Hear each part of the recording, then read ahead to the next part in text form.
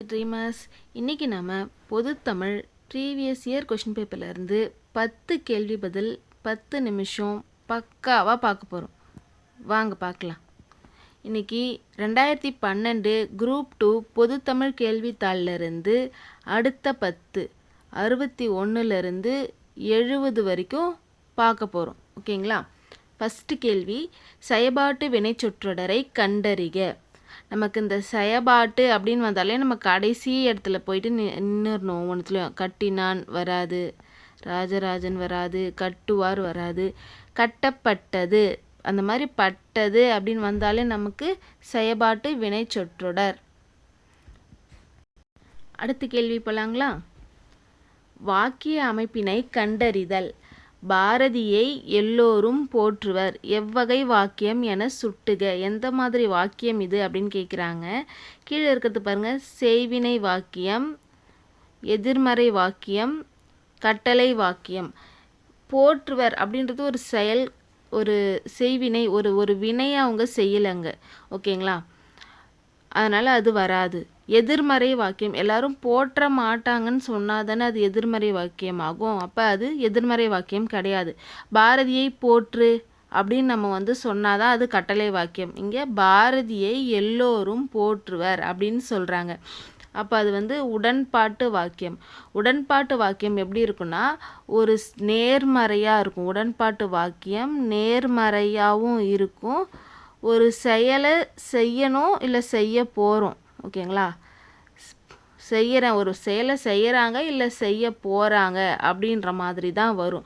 அப்போ பாரதியை எல்லாரும் ஒன்றுபட்டு போற்றுறாங்க. அப்போ பாரதியை எல்லோரும் போற்றுவர் உடன்பாட்டு வாக்கியம். அடுத்த கேள்வி போலாங்களா? பிறவினை சொற்றொடரை கண்டறிக. மாதவி நடனம் கற்பித்தாள். நடனம் மாதவியால் கற்கப்பட்டது. மாதவி நடனம் கற்றாள். மாதவி நடனம் கல்லாள். இங்கே இருக்கிற ஒவ்வொன்றும் என்ன வாக்கியம் நான் உங்களுக்கு சொல்கிறேன். இப்போ மாதவி நடனம் கற்பித்தாள், அந்த இடத்துல மாதவியா நடனம் கற்றுக்கிட்டா? இல்லைங்கயா.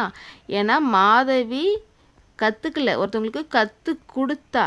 அப்போ அது தன்வினை. இப்போ இவ பண்ணாதானே அவளுடைய வினை, வேறு யாரோ தான் பண்ணுறாங்க. அப்போ அது பிறவினை.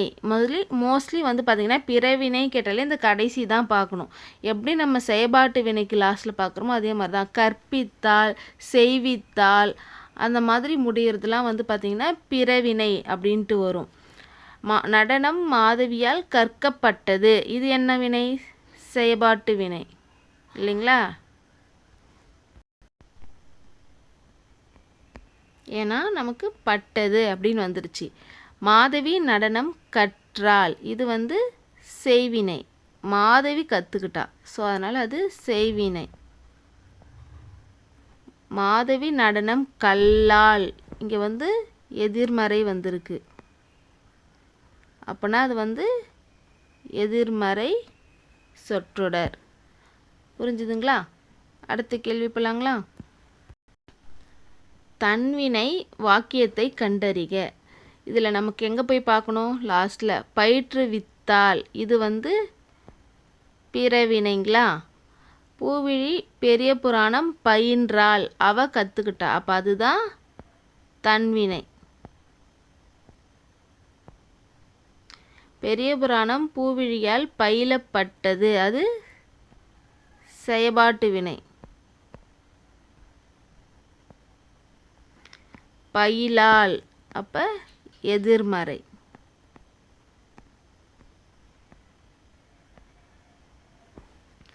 ஓகேங்களா? இப்போ நம்ம ப்ரீவியஸ் இயர் கொஷின் பேப்பர்லேயும் பார்த்திங்கன்னா இந்த கற்றால் அப்படின்றது பார்த்திங்கன்னா தன்வினை, அதுலேயும் வரும். செய்வினை வராது, தன்வினை வரும். நமக்கு டவுட்டே செய்வினைக்கும் தன்வினைக்கும் அப்படி என்ன வித்தியாசன்றது சில சமயம் நமக்கு ஸ்ட்ரைக் ஆகும். ரெண்டுத்துக்கும் என்ன வேறுபாடு அப்படின்னு பார்த்தீங்கன்னா, தன்வினை இன்னொன்று செய்வினை. தன்வினையில் பார்த்திங்கன்னா அந்த எழுவாய் அந்த செயலை எழுவாய் தான் செஞ்சுருக்கும். ஓகேங்களா? ஆனால் செய்வினையில் எழுவாய் தான் செய்யும், ஆனால் அதுக்கு ஒரு செயபடு பொருளை பயன்படுத்தி இருக்கும். எழுவாய் ப்ளஸ் செயபடு பொருள் அங்கே ஐன்ற உறுப்பும் பயன்படுத்தப்பட்டு இருக்கும். எப்படின்னு எக்ஸாம்பிள் சொல்கிற பாருங்கள். இப்போ இங்கே பாருங்கள், பூவிழி பெரிய புராணம் பயின்றாள். ஓகேங்களா, பூவிழி வந்து பெரிய புராணத்தை வந்து கற்றுக்கிட்டா, படித்தா, தெரிஞ்சுக்கிட்டா. ஓகேங்களா, இங்கே அவள் தெரிஞ்சுக்கிட்டா அப்படின்றது தான் இருக்குது. அப்போ அது எழுவாய் தெரிஞ்சுக்கிச்சு, அது தன்வினை. இப்போ வந்து இன்னொன்று, இப்போ வந்து என்னென்னா, புவனா நிலத்தை உழுதாள்னு வச்சுக்கோம். நிலத்தை, இங்கே நமக்கு என்ன வந்துட்டான், ஐ வந்துட்டான். உழுதாள், இப்போ நம்ம நிலத்தை உழறதுக்கு ஒரு கருவி அங்கே பயன்படுத்தப்பட்டிருக்கும், செயபடு பொருள் இல்லையா. நிலத்தை உழுதாள், நிலத்தை உழுதாள் அப்படின்ட்டு. அதனால் இது வந்து பார்த்திங்கன்னா செய்வினை. செய்வினைக்கும் தன்வினைக்கும் வேறுபாடு புரிஞ்சுதுங்களா? அடுத்த கேள்வி போலாங்களா? கொடுக்கப்பட்டுள்ள குறட்பாவில் அடிக்கோடிட்ட சொற்களுக்கு பொருத்தமான இலக்கண குறிப்புகள் தேர்க. முகநக நட்பது நட்பன்று நெஞ்சத்து, அகநக நட்பது நட்பு. இங்கே வந்து நக, நக, நட்பு இந்த வார்த்தைகள் தான் கொடுத்துருக்காங்க, இலக்கண குறிப்பு கேட்டிருக்காங்க. ஓகேங்களா, இப்போது நகை, இப்போ முகநகனா முகம் மலர அப்படின்ட்டு, கீழே அகநகனா அகம் மலர. ஓகேங்களா, முகம் மலர்ந்து மலர பழகிறதுன்னு மட்டும் நட்பு இல்லை, உள்ளத்தில் அகம் மலர நம்ம நட்பு கொள்வது தான் உண்மையான நட்பு அப்படின்றது தான் இதுக்கான பொருள். அப்போ இங்கே மலர, நகனா மலர அப்படின்ட்டு அதுக்கான பொருள் நமக்கு தெரிஞ்சிருச்சு. அடுத்தது பார்த்திங்கன்னா என்ன கொடுத்துருக்காங்க, நட்பு. இப்போ மலர அப்படின்னு இருக்குது. இப்போ மலரன்றது ஒரு எச்ச சொல், அது பெயர் சொல்ல கொண்டு முடிஞ்சதுன்னா பெயரெச்சம், வினை சொல்ல கொண்டு முடிஞ்சதுன்னா வினையெச்சம். மலர செய்தான், மலர பார்த்தான், மலர செய்தது அப்படின்ட்டு ஏதோ ஒரு வினை சொல்ல கொண்டு தான் வந்து இது முடியும் கண்டிப்பாக. அப்போ இது வினையெச்சம். ரெண்டாவது நகன் தான் கொடுத்துருக்காங்க, அப்போ அதுவும் வினையெச்சம். நட்பு, இது வந்து அல்விகுதி இல்லை, ஆனால் நட்பு அப்படின்றது வந்து பார்த்திங்கன்னா காலத்தை காட்டாமல் இருக்கக்கூடிய நட்பு கொள்ளுதல், அது ஒரு தொழில் தான். ஓகேங்களா,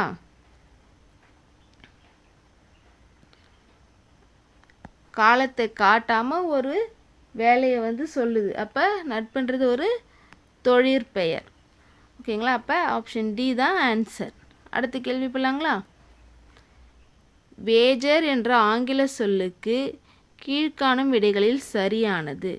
வேஜர் நம்ம வந்து டெய்லி வேஜஸ்ன்னு சொல்லுவோம் பாருங்க, தினக்கூலின்னு.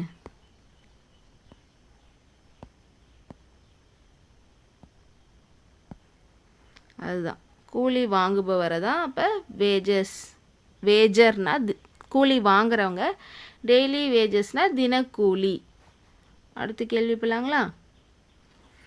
மொழிக்கு இறுதியாக வரும் சரியான மெய்யெழுத்து தொடரை குறிப்பிடுக. நமக்கு வந்து மொழி முதல் எழுத்து, மொழி இறுதி எழுத்து, மொழி இடையெழுத்து அப்படின்னு சொல்லுவாங்க. ஏன்னா முதல்ல மட்டும்தான் வரும். இது முதலில் எந்தெந்த எழுத்துலாம் முதல்ல வருமோ அது மொழி முதல் எழுத்துன்னு சொல்லுவாங்க. எதுலாம் வந்து பார்த்திங்கன்னா இடையில் வரக்கூடியதோ அதை வந்து இடைன்னு சொல்லுவாங்க. இறுதியில் வரக்கூடியதே இறுதி எழுத்து, மொழி இறுதி எழுத்துக்கள் அப்படின்னு சொல்லிட்டு சொல்லுவாங்க. வந்து இங்கே கொடுத்துருக்கிறது எல்லாமே மெய்யெழுத்து. மெய்யெழுத்தில் வந்து பார்த்திங்கன்னா 11 எழுத்து மட்டும்தான், 11 எழுத்து மட்டும்தான் இறுதியில் வரும். ஓகேங்களா, மீதி 7 எழுத்து வராது.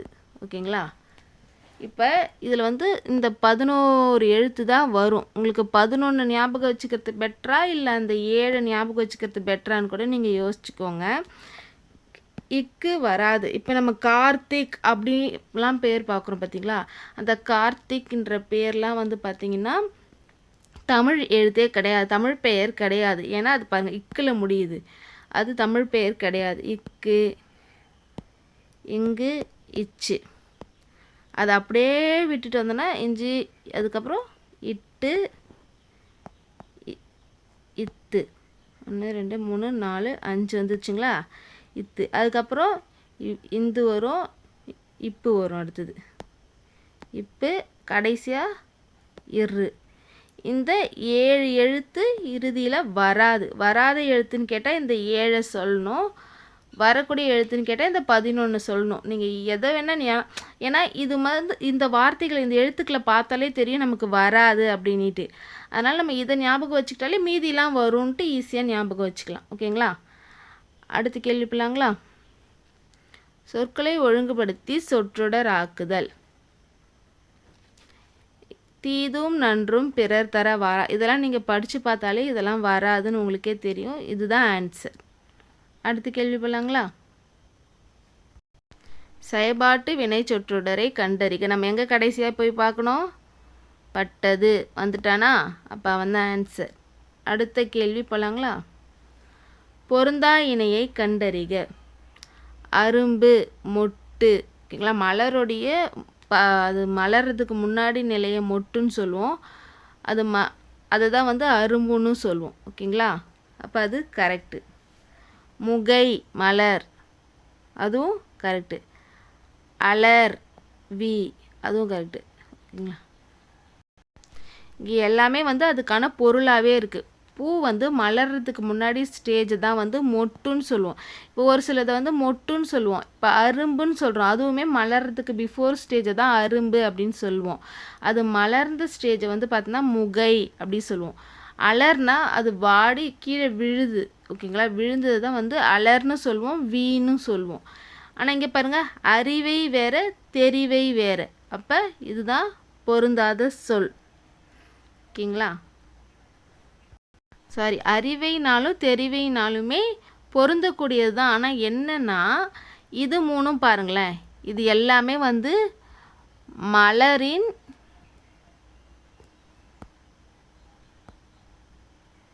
சாரி எழுத மாட்டோம், மலரின் பருவத்தை குறிக்குது இல்லையா? அதோடைய ஒவ்வொரு மலருடைய நிலை குறிக்கிறது. அது மொட்டாக இருக்கிற நிலை, மலராக இருக்கிற நிலை, அது கீழே விழுற நிலைன்னு மலரை குறிக்குது. இது வந்து ஒரு பெண்ணுடைய பருவங்களை குறிக்குது. நம்ம சொல்லுவோம் பேதை, பெதும்பை, அறிவை, தெருவை, மங்கை, மடந்தை, அது மாதிரிலாம் சொல்லுவோம் இல்லையா? அதில் வருது இது. அந்த ஒரு காரணத்தினால்தான் இது பொருந்தாது அப்படின்னு சொல்கிறோம். மற்றபடி இது ரெண்டும் ஆப்போசிட்லாம் கிடையாது. ஓகேங்களா? இது மூணும் மலரை குறிக்குது. இது வந்து பார்த்திங்கன்னா நமக்கு பெண்ணோட பருவத்தை குறிக்கிறதுனால இது ஆட்மேன் அவுட்டில் ஓடிடுது. இன்னைய 10 கேள்வி நமக்கு முடிஞ்சிருச்சு. நாளைக்கு வந்து நம்ம 71லேருந்து 80 வரைக்கும் பார்க்கலாம். சரிங்களா? அதுவரை உங்களிடமிருந்து விடை பெறுகிறேன். நன்றி, வணக்கம்.